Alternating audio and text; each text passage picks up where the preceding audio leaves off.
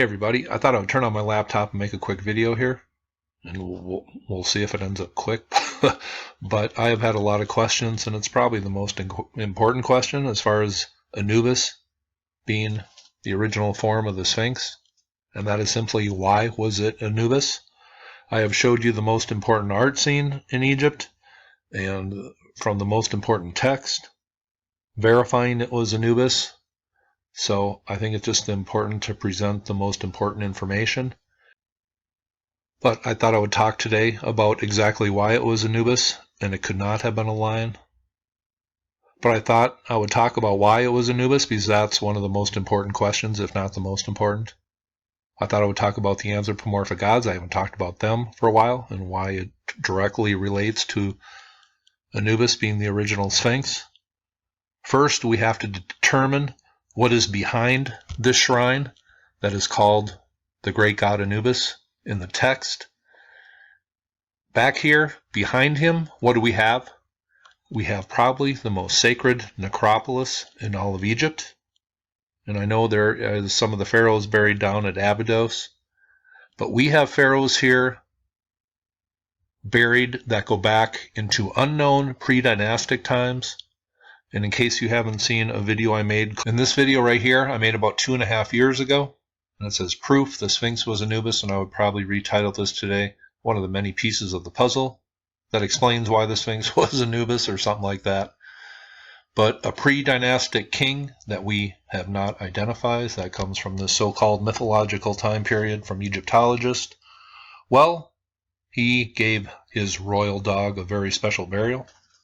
But it says on a tomb slab here that was reused about 4,000 years ago, I believe, and it was a piece of a tomb from a much earlier time, because it's a king we can't identify, probably one of those pre-dynastic rulers on the Turin Kings list. But he says he buried his special royal dog out here in front of the pyramid so he could be buried in front of the great god Anubis. Sounds like there was a big dog out here. So to be very clear, this area up here is the most sacred necropolis in all of Egypt. It's the oldest. It has the great shrine that goes back thousands and thousands of years. It has the great pyramids, which the building of those really can't be explained by the dynastic Egyptians. And Khufu and Khafre, who are associated with these temples, well, in their text, it says their priest says these were built by the gods. Certainly doesn't seem like Khufu and Khafre had anything to do with the building of these original structures. They were already here. But one thing that can be determined is this is a royal sacred necropolis. That cannot be argued with. So, what would be the god? Now, I thought I would read a little bit on this website because I really like what they said. And this really relates to what I have been researching. And it goes into Anubis, how his in later years kind of becomes this evil and vengeful god, and he kind of spirals out of his original place where he belongs. It says, was Anubis really an evil and vengeful god? In truth, the Egyptians didn't think so. He was protector and a caretaker, not an evil force to fight against. It is easy to interpret Anubis as evil in today's culture because of his connection to the dead in Egyptian religion, but we must keep in mind that today's view of the dead is very different from the Egyptian point of view. The Egyptians believe in a happy afterlife, and there were trials to get to paradise. Without his expertise, no one, not even the pharaoh, the most important person in Egyptian society, would see paradise. He was seen as the benefactor to the dead. Anubis was not evil villain after all, but rather misunderstood by society's Western views of an old Eastern religion. But an old Eastern religion, well, the dynastic Egyptian religion certainly evolved out of this pre-dynastic time that is mythological, and we have kings and all that controversy, but it isn't mythological when you have tombs and texts coming from this time, and you can see how the gods evolved out of this early pre-dynastic time period that goes back maybe to the end of the Ice Age.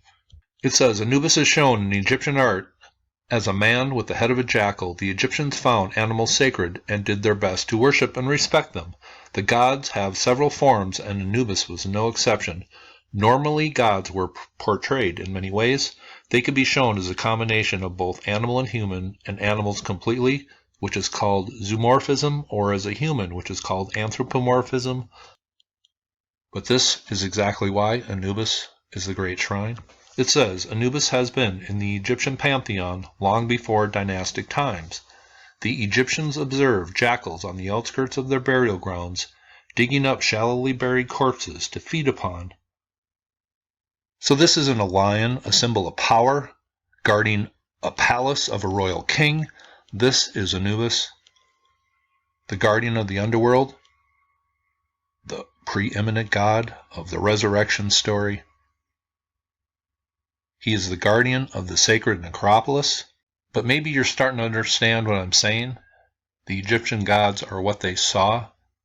The ram was the god of creation because he was seen up in the mountains at the source of the Nile. Crocodile's death, they saw him snatching things out of the Nile and killing them. Horus, falcon, the god of the afterlife, they saw birds soaring to the afterlife. There is a cosmic principle. There is an emotion that is supposed to be evoked from you in every Egyptian temple. And I'm going to have a little guest speaker finishing this one off that's going to talk a little bit about this briefly at the end of this video. But it's about what they saw, and they saw jackals or whatever these dogs were, and maybe this is extinct now. Maybe this existed at the time it was built and doesn't exist today. But they saw these creatures perched at the edge of the desert, guarding cemeteries. This is a royal necropolis. That's why Anubis was the original Sphinx. And that really explains it about as good as anything that I can ever give you. And also, this guest speaker is going to talk about emotion that is supposed to be evoked from you in these Egyptian temples. And if you saw a dog digging up freshly buried corpses in these necropolises and eating the freshly buried dead, what is the very emotion that is going to be sparked by this creature? It's going to be fear. What about a creature that's many times larger than its original size? It's about an emotion evoked. It's the original watchdog. Anubis was the original Sphinx. But in this video, Anubis and the riddle of the original Sphinx, I go over the emotion that certainly would have been invoked by this giant creature if you saw him digging up freshly buried corpses.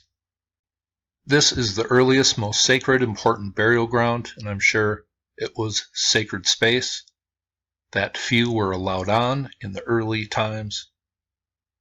The perfect watchdog. In the book of Coming Forth by Day, in the chapter at ancient Rostau, which is Giza plateau today, it says eating meat in the temple of Anpu. And this is all about fear and emotion, stepping past this creature that would have evoked fear, probably beyond belief. But it's all spelled out in the riddle of the Sphinx, why this would have evoked fear and why Anubis was the original Sphinx. It says Anubis' primary symbol was a black and white ox hide splattered with blood hanging from a pole. The meaning of the symbol and how it connects to Anubis is not known. Well, could that have anything to do with Orion the hunter killing the bull in the celestial heavens story? I wonder. Seems the dog and the hunter are connected all the way through time. It says Anubis had many roles and jobs throughout history, and his cult was one of the oldest in Egypt. Now, if you read the earliest text and you take your time and figure out what the heck you're reading, you will have no doubt that the shrine we call the Sphinx today was originally Anubis. It says the tomb and the pyramid text talk directly to Anubis, since he was the only deity allowed to be portrayed outside of royal tombs. Let me repeat that. The tomb and pyramid text talk directly to Anubis, since he is the only deity allowed to be portrayed outside of royal tombs. So, was this a lion? If Anubis, or that guardian dog, or whatever he was originally, was the only figure to be portrayed outside of royal tombs when this is in front of the most important section, the most sacred royal tombs in all of Egypt. Now, Anubis's role evolved as history went on, and when he wasn't the main god of Egypt, when it changed to Osiris, it says, Anubis' job as embalmer was not an easy one. The embalming process was long and had to be done carefully to protect damage to the body. The embalming was usually done by priests wearing Anubis masks to impersonate him as they went about their work. All the embalming practices originated in the Osiris myth, with Anubis mummifying Osiris' body. Now, reading the ancient texts, it seems this process of embalming, where the person doing the embalming would actually wear Anubis' head, actually took place in these pre-dynastic times. Here is the royal necropolis of Giza, and we even know, or at least I am pretty convinced I know where this embalming took place. This is called Khinkhawe's tomb, but this is one of the original structures of Giza. Why do I say that? Because of the geological strata that it's really carved out of. Its original bedrock. It mirrors the bedrock around the Sphinx as far as the slope and the angle it was cut at. But we know it's an original structure by a causeway right here. And then if we go down here, I mentioned this in my 4th pyramid at Giza video I did in my pyramid series. We just have a mysterious sand-covered place down here. Well, this was all part of the embalming process and the afterlife ceremony of these pre-dynastic kings who surely existed. And we surely have evidence of them coming from pieces of tombs that were found used in later tombs 4,000, 5,000 years ago. But here is Khinkhawe's tomb, and this is just old dynasty stonework built on top of the structure that is built right out of the bedrock here.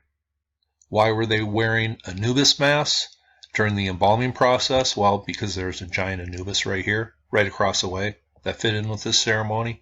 And here is a pic of what is underneath that area that is just covered today. Here is Khinkhawe's tomb, one of the original structures at Giza with the causeway coming down. It leads to an ancient port that is now buried, where they would take the dead king on a symbolic journey on a boat that mirrored the journey to the afterlife on the celestial river, the Milky Way. Now, here is the website, and I enjoyed reading this. I'll leave links below. It says, Anubis, also known to the Egyptians as Anpu, and Anpu is how he is identified in the Book of Coming Forth in the chapter at Ras Tao, Ancient Giza, says, was the original Egyptian god of the underworld prior to the Middle Kingdom when he was usurped by Osiris. So that kind of goes over how the switch was made from Anubis to Osiris, the main god of the underworld. And certainly there is an underworld behind here. We know we have the Osiris shaft, and I have even heard Zahi Hawass say that the translation of Rastau really means the underworld. So if Anpu or Anubis was the original god of the underworld, well, it all makes sense. Now this just goes over why Anubis is painted black. It says this is important symbolism of the color of the corpse after it has been prepared to be buried. In Egyptian culture, this color is also symbolic of the fertile black soil deposited on the banks of the Nile, and in turn is the color of regeneration. And certainly this cult at Giza was a resurrection cult.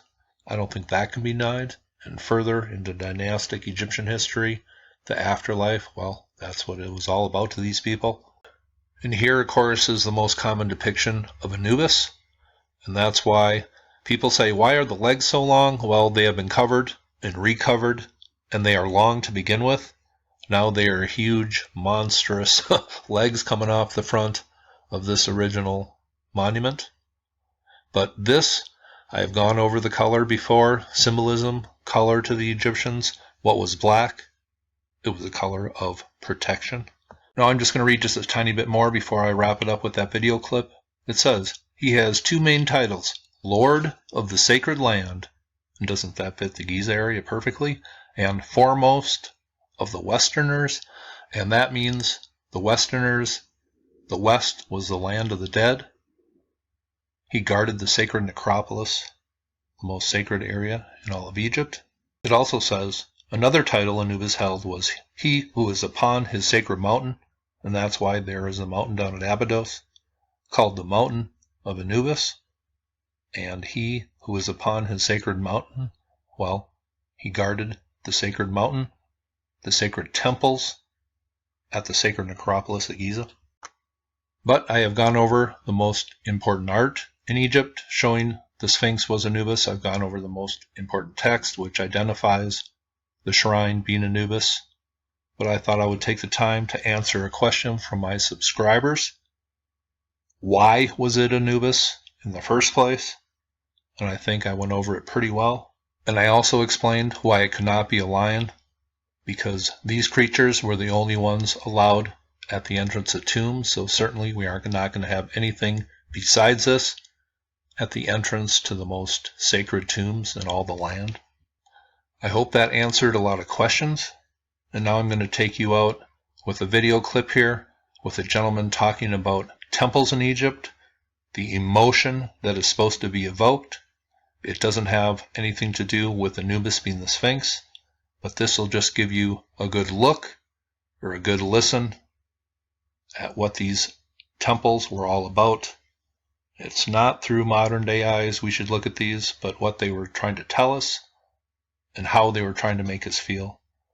But here's somebody that's always going to live on in my channel. Here you go, and I hope you all have a very nice day. It was Schiller who said that, or who described architecture as frozen music.